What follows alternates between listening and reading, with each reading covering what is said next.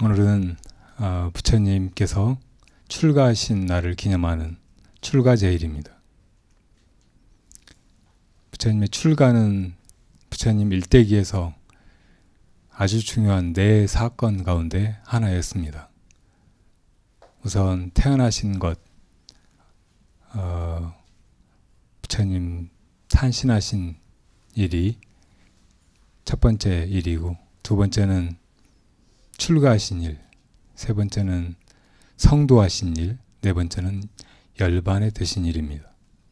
그래서 부처님의 탄신일을 우리가 4월 초파일로 부처님 오신 날 혹은 불현절로 기념하고 있고, 또 부처님께서 출가하신 날은 출가제일이라고 바로 오늘 우리가 기리려고 하는 것이고요. 세 번째는 부처님이 출가해서 6년 고행하시고 또 중도의 수행으로 보리수화에서 성도하신 날, 성도제일입니다. 성도제일은 나벌 8일, 그러니까 12월 8일 음력으로 그날을 기념하고요. 그리고 마지막 열반에 드신 날은 역시 2월 8일, 그러니까 출가제일로부터 일주일 뒤입니다. 절에 따라서는 이 출가제일부터 열반제일까지 7일 동안을 특별한 수행기간으로 정해서 수행하기도 해요. 또 불자들이 다 부처님의 이 탄생부터 열반까지를 항상 기억하고 기려야 되지만, 특별히 이 탄신일, 그리고 출가제일, 열반제일, 그리고 성도제일을 항상 기리면서 부처님의 일대기를 우리 마음속에서 잊어버리지 않고 또 우리 삶을 통해서 우리도 부처님처럼 그렇게 살아가려고 거울 삼으려고 하죠.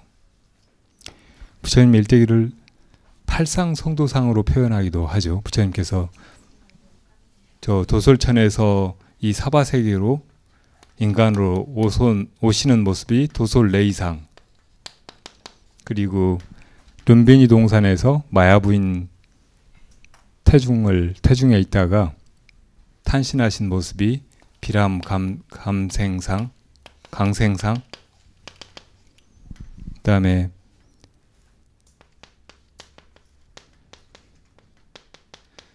동남 서북 네 문을 통해서 인간의 생로병사의 고통과 또 출가의 길을 아시게 된 모습이 사문유관상이죠. 그 다음에 이제 성을 넘어서 출가하시는 모습이에요.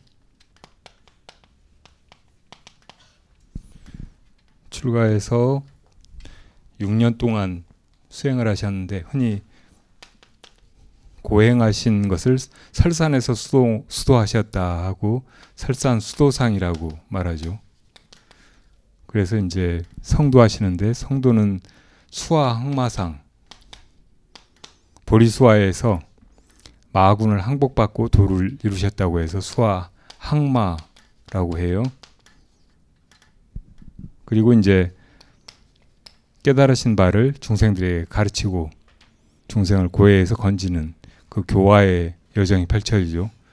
초전 법륜에서 시작해가지고 열반에 드실 때까지 45년 설법이 이어집니다.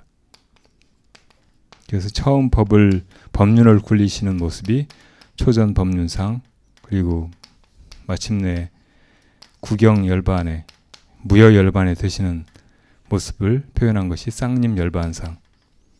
사라상수라고 하는 사라수 두 그루가 서 있는 그 열반지에서 쿠시나가라에 있는데 열반에 드시는 모습이죠. 이 8가지 부처님의 생애의 중요한 모습을 우리가 늘 마음속에 기리고 부처님처럼 우리도 살려고 그렇게 노력해가는 것이 불자의 삶이고 수행이죠. 원래 부처님은 깨달음을 이 생에 인간으로 태어나셔가지고 처음 이루신 것이 아니고 구원겁 전에, 까마득하게 먼 겁 전에 이미 불지에 이르신 분이에요. 그렇게 특히 대승경전이라든지 선에서는 말해요. 이미 불과를 이루신 부처님께서 이루신 그 몸을 진리의 몸, 법신이라고 한다면 이 법신의 자리는 모습도 없고 이름도 없기 때문에 어떤 말로 중생들에게 법을 가르친다든지 모습을 드러내서 교화한다든지 하는 일도 기대할 수가 없죠. 그래서 중생의 이 괴로움을 건지기 위해서 우리 인간과 같은 형상을 가진 모습을 낮추게 되는데 그것이 바로 화신이잖아요. 화신. 법신의 부처님이 중생을 교화하기 위해서 응화하신 모습이에요. 수많은 화신이 이 무량한 시간 속에서 중생을 구제하기 위해서 나오시는데 그 중에 한 분이 사카모니 부처님이신 거죠. 우리 현세, 우리의 본사이신 사카모니 부처님. 과거세에도 무량한 부처님이 계셨고 미래세에도 미륵 부처님을 위시해서 많은 부처님들이 오시겠지만 현세 우리 부처님은 사카모니 부처님이신 거예요. 그렇지만 사카모니 부처님이 인간으로 태어나서 어쩌다가 이런 인생을 살게 되고 그 가운데 출가해서 수행해서 성도하시게 된 것이 아니고 이미 이루신 부처님이 중생 구제를 하기 위해서 이런 생애를 낮추신 거예요. 화연하신 것이죠. 그래서 이 도솔천 천상세계에서 이 사바세계에 오시는 모습부터 범속한 중생의 생사의 모습과는 다르죠. 태어나신 모습도 다르고 그리고 출가하고 수행하는 것도 중생을 교화하기 위해서, 다시 말하면 중생에게 이 괴로운 생사의 세계에서 벗어나서 우리 내면에 있는 열반의 세계, 자기 참 존재 세계로 돌아가는 길을 가리켜 보이기 위해서 그런 생애를 펼쳐 보이신 것이라는 거예요. 그렇게 이해하는 것이 부처님의 생애를 바르게 보는 것이고, 또 우리가 살아가는데 이 삶을 불법을 닦아나가는 과정으로 이해하고 그렇게 살아가는 길이기도 합니다. 뭐든지 어디 바르게 가려고 하면 지도를 얻어야 되고 바른 안목이 있어야 되잖아요. 그것 없이 그냥 무작정 노력하고 무작정 어딘가로 간다고 목적지에 이르지는 않습니다. 부처님의 생애도 한 인간의 모습으로 보는 것 혹은 역사적인 인물로 보는 것보다는 이렇게 화연하신 부처님이 중생을 교화하기 위해서 펼쳐내신 생애로 이해하는 것이 바르게 보는 것이고, 그런 안목으로 해야 비로소 부처님의 참 존재를 바르게 이해할 수 있고 부처님의 생애 자체가 다 우리에게 어떻게 살아야 할지를, 무엇을 향해서 나아가야 할지를 보여주는 좋은 가르침으로 이해할 수가 있는 것이죠. 이 가운데 오늘을 우리가 출가제를 맞아서 살펴보려고 하는 것은 유성 출가의 모습이에요. 성을 넘어서 출가하시는 모습. 왜 부처님은 문으로 당당하게 나오시지 않고 몰래 도망치듯이 성을 넘어서 출가하셨을까요? 이 세상에 다른 사람이 하는 행동을 참 이해하기 어려울 때가 많죠. 그 중에 제일 이해하기 힘든 행동이 아마 출가일 것 같아요. 제가 예전에 송광사에 살 때 얼마 되지 않은 해중이었는데 하루는 울력하느라고 마당을 쓸고 있었어요. 근데 뒤에 누가 지켜보고 있는 느낌이 있는 거예요.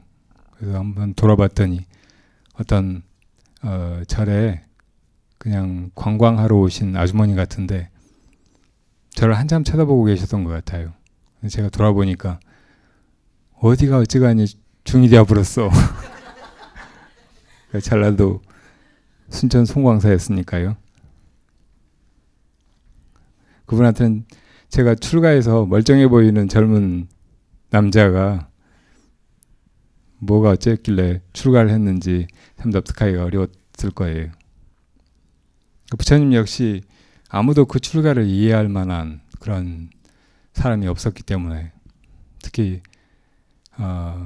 우리가 세상에서 태어나 살아갈 때 맨 먼저 어떤 집에 태어나서 그분 그 부모님 슬하에 태어나서 자라잖아요. 그러니까 어머니는 일찍 돌아가셨지만 부처님 태어나시고 나서 이래 만에 그 부왕이라든지 또 다른 친지들이라든지 혹은 수많은 백성들이라든지 아무도 부처님이 출가하시는 것을 원치 않았죠.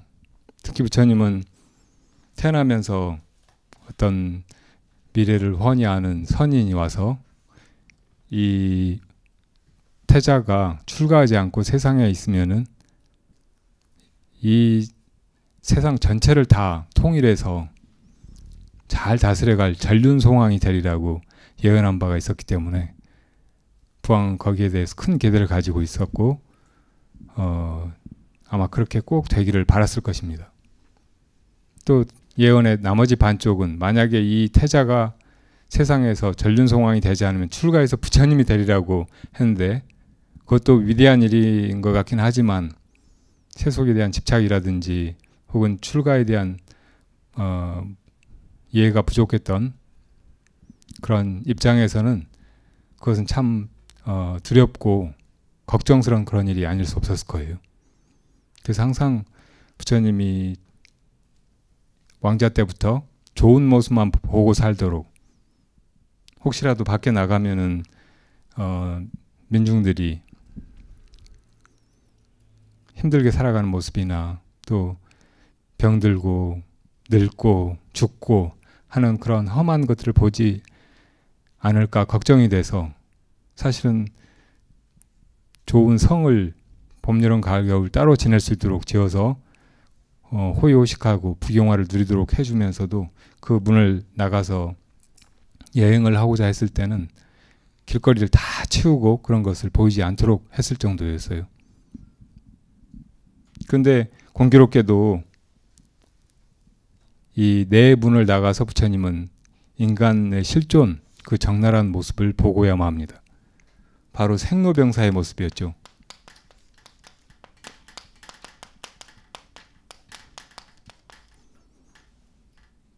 사람이 태어나서 죽기까지 이것이 뭐 일생이고 우리 존재 전체 과정이죠. 근데 그 사이에 반드시 이 흘러가는 시간은 늙어가는 시간이고 결국은 죽음을 향해서 가는 시간이 아닐 수 없습니다. 그리고 끊임없이 크고 작은 병고에 시달리면서 고통스럽게 존재하게 되죠. 태어나는 것도 물론 괴롭고 죽음은 끔찍하게 두렵고 무서운 것이고요. 그리고 그 사이에 한없는 고통을 당해야 되는 것이 우리 존재의 실상이라는 거예요. 이것을 처음에 성문을 나갔다가 늙은 사람을 보고, 그 다음에 다른 성문을 나갔다가 병든 사람을 보고, 그 다음에 죽은 사람을 보고, 이 인간의 비극적인 모습을 다 보고 만 것이었어요. 근데 이것뿐이었다면 아마 출가 생각을 못했을지 몰라요. 그런데 마지막 북쪽 문에 나갔다가 출가 사문을 만난 거예요. 그 거룩하고 맑은 모습, 이 생사의 고통에서 다 벗어난 듯한 초연한 모습, 그리고 마음속에 언제나 고요함과 평화로운 행복이 가득한 밝은 모습을 보고, 아, 저렇게 사는 사람도 있구나, 저런 모습도 가능하구나 하고 알게 된 거예요. 거기에서 이제 이 생로병사의 고통에서 벗어날 희망을 본 것이죠. 그리고 나도 출가해야 되겠다 하는 생각을 갖게 된 거예요. 사실은 이때 나타났던 그 사무는 제석천의 화연이라고 해요. 그러니까 부처님 일대기 전체가 아까도 말했듯이 그냥 어쩌다 인간의 생애처럼 벌어진 것이 아니고 진리의 몸인 그 법신이 중생을 교화하기 위해서 화연하신 모습이기 때문에 부처님의 생애 전체가 다 거의 짜여진 각본처럼 그렇게 이루어지는 거예요. 부처님이 어린 나이에 태어나자마자 마야 부인이 세상을 떠나신 것, 또 나이가 차서 어느 날 농경지에 나갔다가 쟁기 끝에서 나온 벌레 한 마리를 새가 찍어먹고 날아가는 것을 보게 된 것, 그리고 이 사문유관을 통해서 인간의 괴로움과 그 괴로움을 벗어나는 길을 알게 된 것, 이 모든 것들이 사실은 다 그렇게 되도록 되어 있는 거예요. 이 세상 모든 일은 다 인연 따라 이루어지잖아요. 전생에 내가 한 것, 내가 닦은 것, 내가 지은 것, 그것들이 다 씨앗이 되고 그것이 연을 만나서 벌어져 가는 거예요. 그러니까 어떤 원력을 가지고 바른 인을 심고 그것이 나와 다른 중생이 다 이 괴로움에서 벗어나는 그 씨앗이 되기를 바라고 그렇게 살아간다면 그렇게 짓는 것은 다 인행이죠. 인행, 보살 혹은 부처님의 인행. 그 인행의 결과로 이 모든 일들이 벌어진 거예요. 설령 중생들이 다 이 생사의 길을 모르고 또 인과를 모르고 그냥 막 산다고 해도 우리가 지은 것들은 다 결국은 없어져 버리는 것이 아니고 자기 다음 생에 받아야 될 결과로 돌아오고 말죠.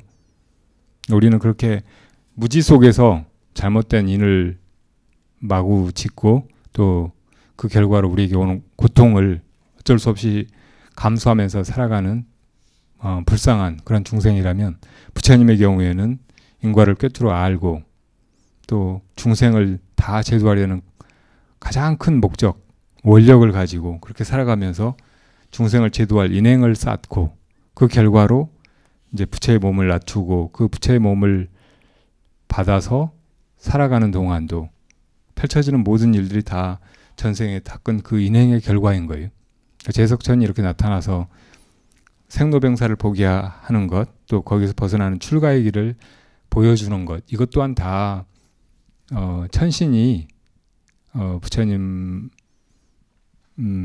한테 뭔가 베풀어주는 일이 아니고 부처님이 쌓으신 그 인행의 결과로 그렇게 하도록 되어 있는 일이에요. 여하튼 부처님은 이 생로병사를 통해서 이 생로병사의 괴로움을 벗어나는 길을 발견하신 거예요. 이것을 우리는 이 세상 살아가면서 우리가 겪는 수많은 고통들, 이것을 그냥 고통을 당하는 것으로만 넘기는 것이 아니고 거기서 벗어나는 길을 가르쳐 보이는, 혹은 그 길로 가도록 우리에게 힘을 주는 그런 계기들로 삼아야 합니다. 부처님이 그렇게 우리들로 하여금 살아가도록 먼저 모범을 보이신 것이라고요.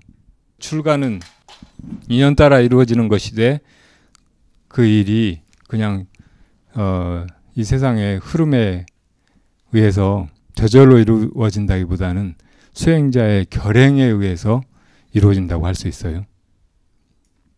정말 위대한 결단을 내려야 하고 또 그것을 그냥 꿈이나 이상으로만 가지고 있는 것이 아니고 그걸 몸소 실천해야 되는 것입니다. 그리고 수많은 반대나 장애를 이기고 행해야 하는 것이에요. 수많은 출가자들이 다 그렇게 부처님의 뒤를 따라서 부모, 형제나 일가 친척, 또 친구나 그동안 알고 누리고 익숙하고 또 사랑했던 것들을 다 버리고 떠나온 것이에요.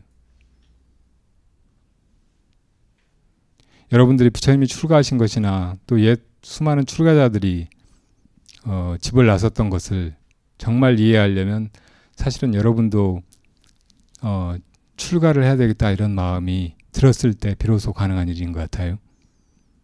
완전히 그것을 이해하기는 사실은 좀 힘들어요. 우리 마음속에는 물론 지혜의 씨앗이 있지만 이 지혜가 완전하지 않기 때문에 이 세상에 아직도 우리가 추구할 것들이 많고 또 나한테 소중한 것들이 많고 또 행복이 어딘가에 있으리라고 생각하고 그렇게 살아가요. 다시 말하면 세상에 대한 집착을 여의지 못하고 그냥 끌려가고 있습니다. 다 사람들이 내일은 좀 낫겠지. 이 일이 잘 되고 나면 좋아지겠지. 몇 년 지나면 또 내가 나이가 좀 들고 노년이 되면 그때는 좀 편안하겠지. 이렇게 생각하면서 시간에 속아서 살고 있잖아요. 그리고 자기가 지금 이미 맺은 관계들에 속아서 그 관계들이 나에게 뭔가 행복을 주거나 위안을 주거나 내 보금자리 혹은 내 집이 되어주리라고 생각하고 그 속에서 눌러앉아 살고 있습니다. 근데 바른 지혜가 생겨서 그것을 다 통찰할 때 비로소 이것들이 덧없는 것이로구나. 끝이 참 허무하고 공한 것이로구나 하고 알게 되고, 그리고 그 덧없는 것들에 속지 않고 영원한 것을 찾아서 비로소 길을 떠나게 된다는 말이죠.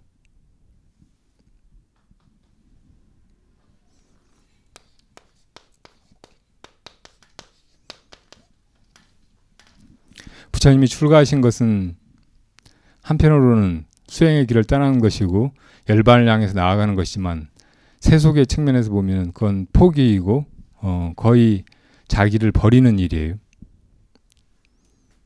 우선 태자로 태어나셔서 왕이 될 그런 영화를 버리신 것이죠. 또 예언대로라면 전륜성왕의 보위를 포기하신 것입니다. 또 부모, 형제, 친지 모든 사랑과 은혜를 다 끊고 나선 길이죠.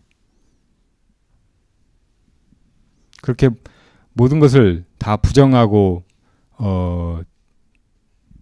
벗어나는 너무나 가차없고 잔인하기까지 한 배은망덕한 행위로 여겨질 수 있는 그런 일을 행하신 거예요.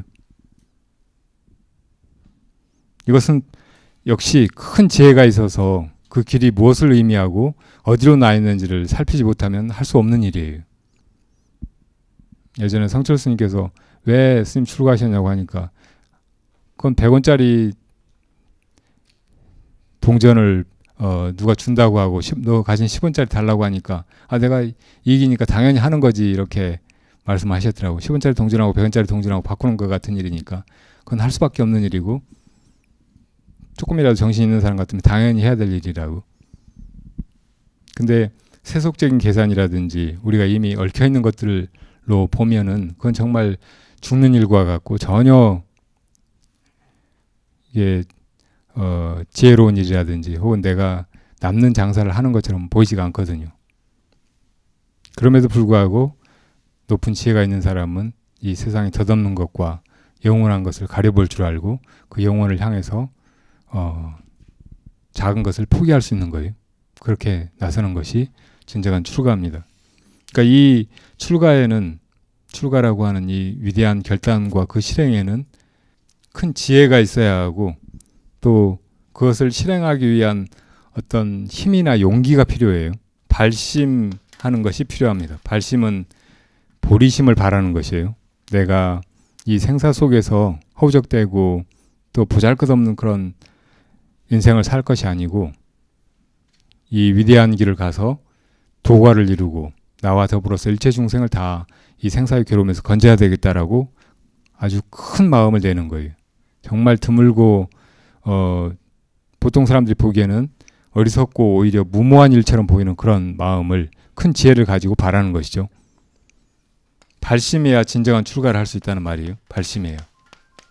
보리심을 바래야. 그리고 보리심을 바란다면 그것을 결행하는 용기나 힘이 필요하다는 말이에요. 밝게 뭔가를 본다고 해도 그 길을 갈 용기, 떠날 용기, 또 한 걸음 한 걸음 모든 장애를 넘어서서 앞으로 나아갈 그 힘이 없으면 안 되는 것이죠. 우리가 무엇인가에 얽매여 있을 때 그것을 거기서 벗어나기 위해서는 그 얽매임을 어떻게 풀어야 될지 아는 지혜도 필요하고 실제로 그것을 풀어내는 힘과 결행이 필요하잖아요. 그래서 보리심을 바라고 그 다음에는 그것을 결행하고 하는 것이 필수적인데 이 결행의 용기와 힘이 필요하다는 말이에요. 출가에는 굳이 나눠보자면 몇 가지 종류가 있어요. 아까 첫 번째 말씀드린 발심 출가가 있고, 두 번째는 그냥 인연 따라서 한 출가라고 말할 수 있는 것이 있어요. 세 번째는 강제 출가도 있을 수 있어요. 발심 출가는 아까 말씀드렸듯이 이 세상의 생로병사의 괴로움을 보고 거기서 벗어날 마음을 자기가 일으켜가지고 그 큰 마음으로 이 세속의 온갖 집착과 얽매임을 벗어나는 것이죠. 인연 출가는 이 세상 모든 일이 인연 따라 이루어지는데 전생에 지은 복연이 있어서 혹은 전생의 출가를 발언했기 때문에 그런 일이 벌어져서 저절로 출가하게 되는 거예요. 그런 분들도 많이 있어요. 옛날 큰 스님들 가운데는 아주 어릴 때 부모를 여의고 어쩌다가 절로 들어와가지고 스님이 되는 경우가 종종 있었죠. 서산 스님 같은 분도 어릴 때 부모님을 다 여의고 처음에는 성균관 같은 데 누가 넣어줘서 거기 다니다가 과거에 떨어지고 그것이 인연이 돼가지고 이제 산속에 들어가 스님이 됐잖아요. 그러니까 그렇게 인연이 풀려져 가요. 이 세속에서 겪는 고통이라든지 불행 이런 것들이 사실은 출가할 그런 원인이 되는 거예요. 그러니까 그 불행이 그냥 불행만이 아니고 나만이 아니고 다른 모든 사람들의 행복을 찾아나가는 그런 좋은 계기가 되는 것이죠. 어쨌든 이 인연 출가도 숙세에 선근이 있어야 하고 아주 좋은 복연을 따라서 길을 나서는 거예요. 근데 세 번째 이 강제 출가는 조금 재미있기도 하고 이게 무슨 뜻일까 싶죠. 부처님에겐 아들이 하나 있었죠. 출가하기 전에 왕궁에서 태어났을 때 부처님이 장애가 생겼구나 속으로 출가할 마음을 굳히고 있었는데 경사가 났다고 하면서 누가 아들이 마침내 태어났다고 전해주니까 라훌라 그러셨잖아요. 장애가 생겼구나 하고. 아까 부처님의 생애 전체가 다 불법을 우리들에게 가르쳐 보이신 것이고 또 우리가 어떻게 열반을 향해서 나아갈 것인가를 보여주는 거라고 했는데 이 출가 수행에서 제일 큰 장애가 애증이죠. 이 세상에 무엇인가에 애착하는 것. 우리가 어떤 사람을 사랑하게 되고 결혼하게 되고 부부관계가 되고 그런 것도 결국은 애정이 그 원인이지만 그렇게 해서 낳은 자식에 대해서는 더 큰 애정을 가지게 되는 것을 우리가 흔히 익히 알잖아요. 근데 그것이 출가 수행에서는 가장 큰 장애이기 때문에 부처님이 그렇게 말씀하셨던 거예요.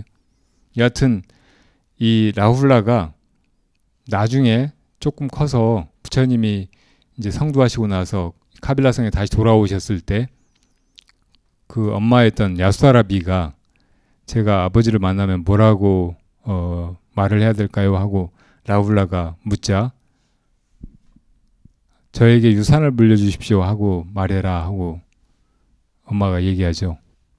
근데 이 엄마도 아주 지혜로운 분이고 부처님과 숙세에 인연이 있었던 분이고 그래서 이제 그 유산이 뭐 왕국을 물려달라든지 혹은 재산을 물려달라든지 그런 얘기는 전혀 아니었어요. 근데 정말로 이 라훌라가 부처님께 와서 제 유산을 물려주십시오 했을 때 부처님이 전혀 지체하지 않고 제일 뛰어난 제자 사리불에게 이 아이를 출가시켜라 하고 머리를 바로 깎아버리죠. 이렇게 이루어진 장애 출가가 강제 출가예요. 근데 이것도 정말로 큰 숙세 인연이 있어야 되는 일 아니겠어요? 누가 자기 머리를 깎아준 여러분들 머리 깎아드릴까요? 별로 좋아하는 분이 없는 것 같아요. 또 다른 예를 하나 들어볼까요? 부처님이 이때 왕성에 오셔가지고 법문을 하시고 또 그 사람들 마음속에 있는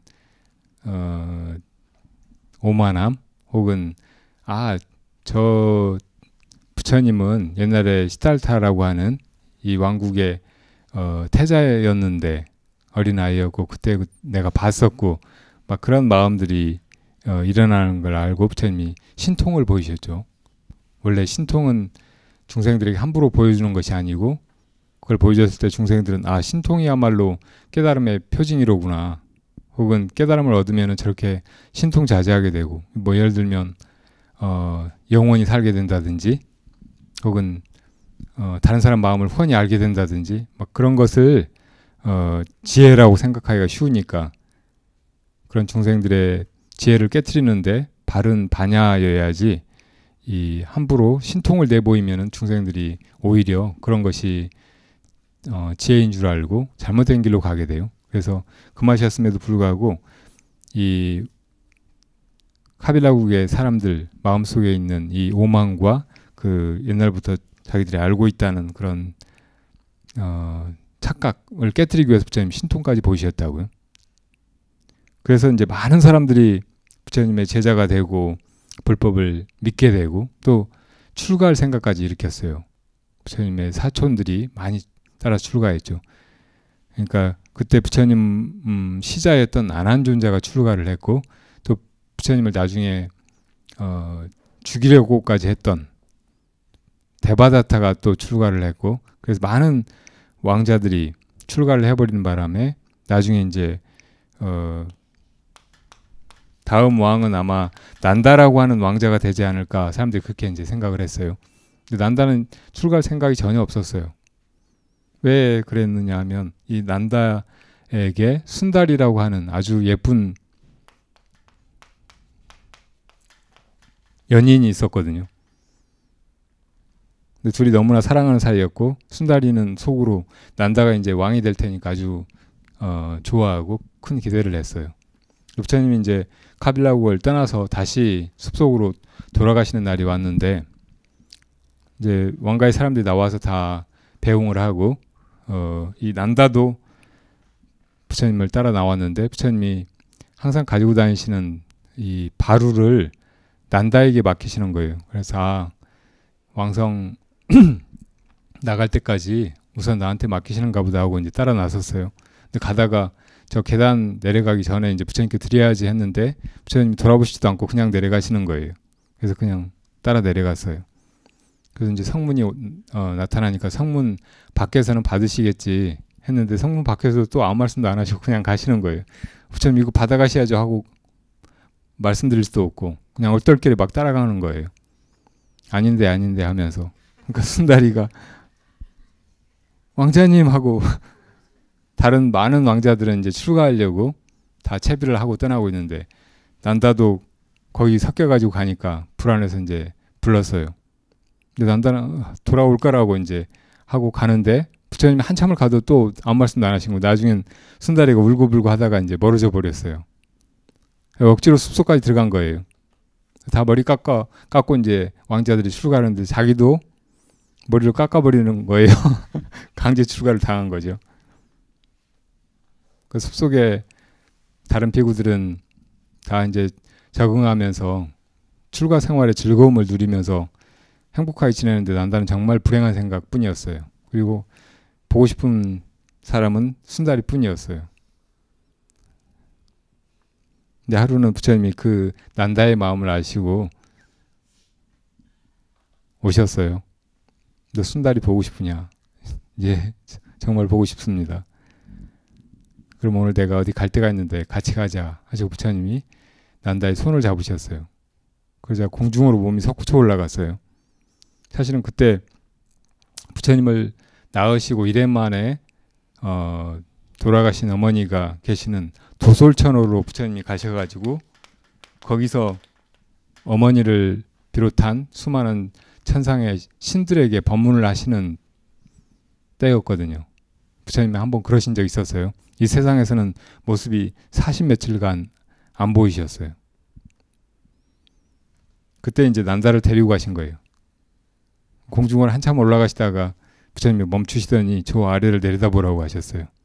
근데 거기 산에 불이 나서 온통 다 초목이랑 동물들이 타고 있는데 부처님이 한 곳을 가리키시는 거예요. 저기 잘 봐라, 저기 뭐냐. 보니까 원숭이 한 마리가 불에 타가지고 털이 아주 괴로워하고 있는 모습이에요. 아마 저 암원숭이 같은데 불에 털이 탄 모양이라고. 얼굴을 찡그리고 있으니까 부처님이 저 찡그리고 있는 암원숭이하고 순다리하고 비교하면 누가 더 예쁘냐. 아, 부처님 아무리 그래도 저 못생긴 원숭이하고 순다리하고 어떻게 비교하시느냐고. 네 말을 잘 기억해둬라. 부처님 그러시더니 또 올라가셨어요. 그래서 이제 도솔천까지 가신 거예요. 도솔천에 갔더니 거기 정말 좋은 세계예요. 그 천신들이 모습이 이 세상에서는 아무도 그런 선남 선녀가 없을 만큼 그렇게 다 맑고 아름다워 보여요. 근데 이 난다는 그 중에 천녀들의 눈이 팔려가지고 정신을 못 차렸어요. 어떻게 이렇게 예쁜 여자들이 세상에 있을 수가 있을까. 그걸 아시고 부처님께서 난다야, 순다리하고 이 천상의 여자들하고 비교하면 누가 더 예쁘냐. 그러니까 난다가 지금 생각해보니까 순다리는 암원숭이하고 불에 탄 암원숭이하고 별로 차이가 없습니다. 이 천상의 천녀들하고 비교하니까요. 그러니까 그 말도 잘 기억해 두어라 하시고는 이제 거기서 법문도 하시고 다시 땅으로 내려오셨어요. 땅으로 오셔가지고는 난다에게 네가 만약에 지금부터 열애가 일러주는 대로 수행을 하면은 그 도가를 이루고 나서 그 도솔천 천상의 500여자들하고 살 수 있게 해주겠다고 부처님이 말씀하셨어요. 난다는 순전히 그 천상의 여자들하고 살 그 욕심으로 수행을 시작했어요. 아주 열심히 했어요. 마침내 아라한이 됐어요. 근데 아라한이 되고 보니까 이 세상에서 애증에 얽혀서 살아간다는 일이 다 그 끝이 너무 뻔한 일이로구나. 더덥고 고통스럽고 설령 천상의 여자들과 천년만년 산다고 해도 그 끝은 여전히 허무하고 내가 지금 이룬 이 열반의 경지에 비하면 너무나 고통스러운 것일 뿐이로구나 하고 느낀 거예요. 부처님한테 가서 부처님, 제가 그 전에 부처님께서 이 도가를 이루면은 천상의 500 여자들과 같이 살 수 있게 해주신다는 약속을 듣고 수행을 이렇게 열심히 하긴 했는데 지금 이루고 보니까 그것이 너무나 고통스러운 일 같아서 그 약속을 철회해 주셨으면 합니다 하고 말씀드렸어요. 그러자 부처님은 네가 도가를 이루는 순간에 열애는 벌써 그 약속을 버렸느니라 하셨어요. 이렇게 난다처럼 재수가 좋은 사람도 출가할 수 있는 거예요. 강제로. 여러분들이 아이들을 기를 때 어떤 것은 아이 뜻대로 해주고 아이가 좋아하는 것을 주고 그렇게 하지만 어떤 때는 그 아이 뜻대로만 해주면 아이가 더 나빠지고 나중에는 괴로움을 당할 것이라는 것을 알고 그렇게 해주지 않잖아요. 어떤 때는 아이가 싫어해도 몸을 막 씻기기도 하고 사탕 같은 걸 너무 먹으려고 하면 뺏기도 하고 야단치기도 하고 하잖아요. 그런 것이 다 큰 자비심에서 나온 일이지 아이가 싫어서 혹은 아이를 미워해서 그러는 것은 아니잖아요. 그러니까 부처님이 가지시는 이 대지혜, 반야에 의해서 보면 중생들이 이렇게 애증에 얽매여서 살아가는 것이야말로 그 끝이 뻔한 고통의 길이고 거기서 건지는 일은 그 과정에 어떤 괴로움이나 노고가 따르더라도 그 끝이 열매가 달고 영원한 것이기 때문에 그 길로 이끌 수 있는 것이죠. 강제 출가시킬 수 있는 것입니다. 그 부처님은 될 수 있으면 많은 사람들이 이 세속에 얽매이지 않고 출가하기를 바라셨어요. 그런데 출가를 여기서 다시 분류해 보면 소승의 출가도 있고 대승의 출가도 있고 일불승의 출가도 있다고 또 말할 수 있어요. 소승의 출가란 여러분들이 아시는 출가예요. 눈에 보이는 출가. 머리 깎고 먹물옷을 입고 숲속에 들어가서 살고 스님이 되고 하는 일. 사실 이 소승의 출가는 명실상부한 출가이고 이 출가 역시 대단한 발심과 결행을 통해서 이루어지는 일입니다. 아주 숭고한 일이에요. 또 이렇게 출가해서 살아가는 일은 이 세속에 물들지 않는 맑은 삶의 길이고, 또 이 세속의 온갖 무거운 것들에 매이지 않은 가볍고 저 하늘 나는 학과 같은 그런 존재가 되는 길이죠. 그리고 그 결과는 분명히 이 세상에 있는 생로병사의 괴로움이 다한 열반의 기쁨입니다. 빈비사라 왕이 이 출가 사문의 길에는 어떤 즐거움이 있느냐고 물었어요. 그래서 부처님께서 초선, 2선, 3선, 4선의 즐거움을 말씀하십니다. 먼저 이 속세에 대한 온갖 집착, 애증을 다 버리고 자기 마음을 순일하게 수행에 몰입해가면 그 결과 초선에 들게 되고, 그전에는 마음이 온갖 혼란함과 혼탁함 속에 뒤죽박죽이었다면 이 초선에 드는 순간 정말 마음이 한결같고 맑아지는 것을 경험하게 되는데, 이것이 첫 번째 즐거움이라고 하셨어요. 근데 이 초선이 깊어지면은 이제 더 이상 마음을 깨끗하게 혹은 하나로 이렇게 모으려는 노력이 사라지게 되고, 그 순간 마음 안에 본래 있던 아주 극렬한 즐거움이 일어나요. 환희심이. 이것이 이선의 즐거움입니다.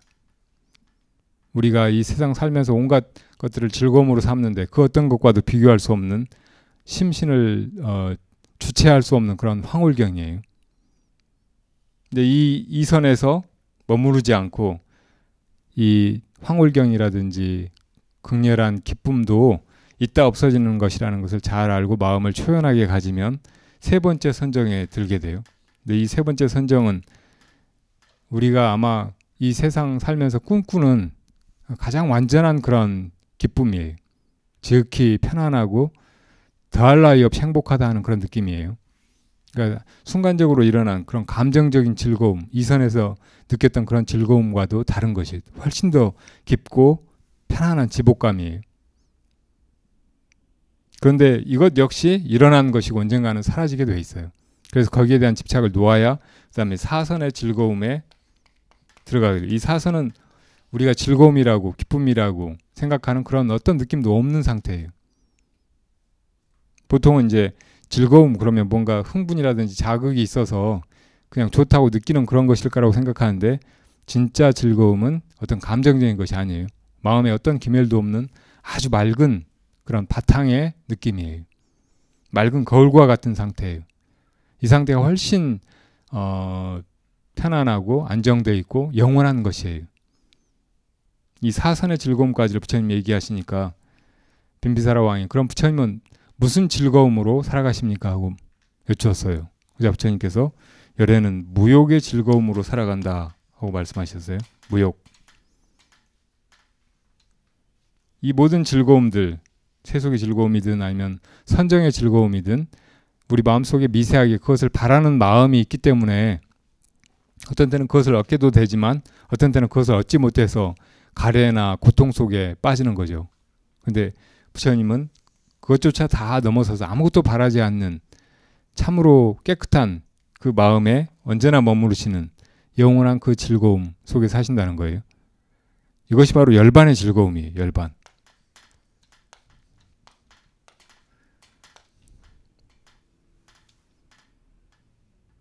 그러니까 출가를 소승 출가, 대승 출가, 일불승의 출가를 말할 때 소승의 출가가 결국 마침내 궁극에 바라는 것은 이 선정의 즐거움이고 열반의 즐거움이라고 할 수 있죠.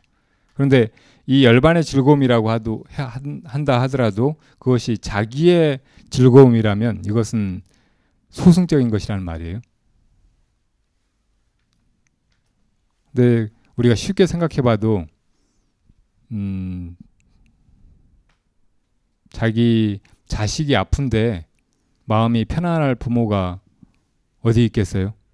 아무리 자기 마음이 편안하고 자기가 좋은 상태에 있다고 하더라도 자식이 아프면 부모는 즉시 마음이 불편하고 안절부절 못하는 그런 상태가 되잖아요. 그걸 생각하면 우리가 대승적인 존재라는 것을 쉽게 이해하게 돼요. 우리가 다른 사람과 나누어진 존재라고, 저 사람은 남이라고 생각하고 사니까 그렇지, 조금만 지혜의 눈을 가지고 보면 우리는 나눠져 있는 존재가 아니고 하나이고 서로 다 연결되어 있기 때문에 다른 누군가가 아프고 불편해하고 한 상태에서 내가 아무리 이 선정의 즐거움을 누리고 열반을 누린다고 해도 그것은 완전한 열반은 아닌 거예요. 그런 열반을 소승의 열반이라고 한다고요. 근데 부처님은 소승을 설하신 다음에 대승의 가르침을 펴셨고, 이 대승의 가르침에 의하면은 우리 모두가 다 열반에 이르지 않으면은 그 열반은 구경 열반이 아닌 거예요. 나만의 열반은 소승 열반인 거예요.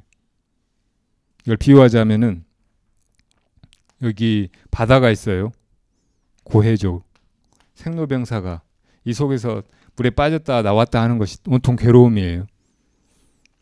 근데 여기 어떤 사람이 뗏목을 하나 만들어 가지고 타고 이 바다에 들어가면은 물에 빠지고 나오고 하지 않잖아요. 그래서 이것을 건너갈 수가 있다고. 그래서 저 언덕에 마침내 이르러 가지고 더 이상 이 바닷물 속에서 빠졌다 나왔다 하는 괴로움은 당하지 않게 되죠. 근데 자기가 여기를 뗏목 타고 저 언덕에 이르렀다면 이것은 소승의 열반인 거예요. 근데 어떤 사람이 큰 마음을 내 가지고 나만 괴로운 게 아니고 이 수많은 사람들이 물에 빠져 허우적거리니까 내가 큰 배를 만들어서 여기다 많은 사람들을 태우고 함께 건너가야 되겠다 하고 그렇게 한다면 많은 사람들이 저 언덕에 이르게 될 거예요. 이것은 대승의 길이죠.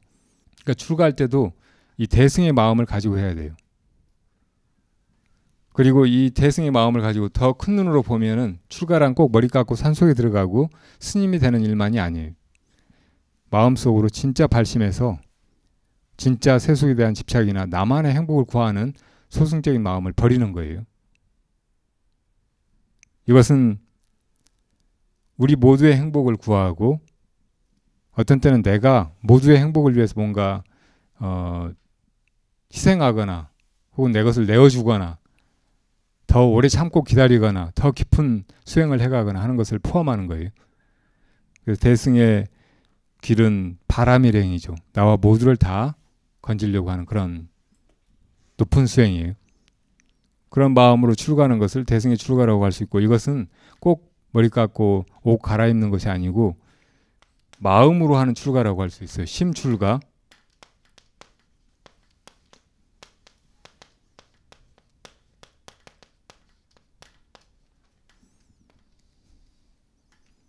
우리 불교는 대승불교라고 하죠.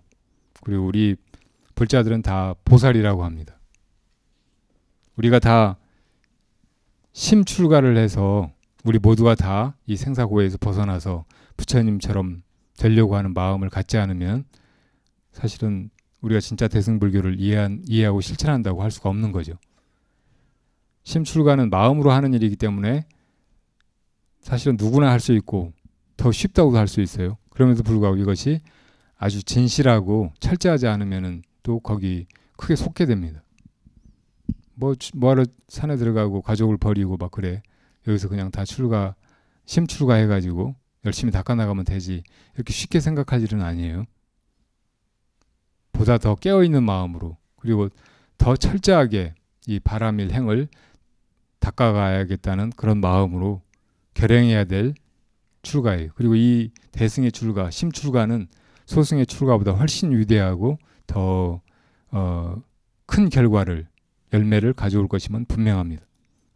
또 대승의 출가를 넘어서 일불승의 출가를 말하는 이유는 부처님의 가르침은 사실은 일불승밖에 없다고 하죠. 그런데 이 일불승의 가르침을 부처님이 바로 펴실 수가 없어서 소승과 대승의 방편을 설하셨다고 해요. 일불승의 가르침이란 이 세상 모든 일이, 이 세상의 존재도 그렇고 이 세상 속에서 살아가는 중생들의 일도 그렇고 다 결국은 성불을 향해서 성불이라고 하는 하나의 목적으로 나아가고 있다는 것이에요. 그러니까 굳이 출가할 필요도 없는 것이에요. 출가해서 수행하고 할 것도 없이 사실은 이 모든 생사의 과정이 다 결국은 성불을 향해서 나아가는 과정이고 그런 목적으로 이루어지고 있다는 거예요. 이것을 바로 살피는 일이 사실은 선이라고 말할 수 있어요. 선의 눈을 가지고 보면, 선의 안목으로 보면은 중생이나 부처가 다르지 않습니다. 이 생사의 괴로움과 열반의 기쁨이 다르지가 않아요.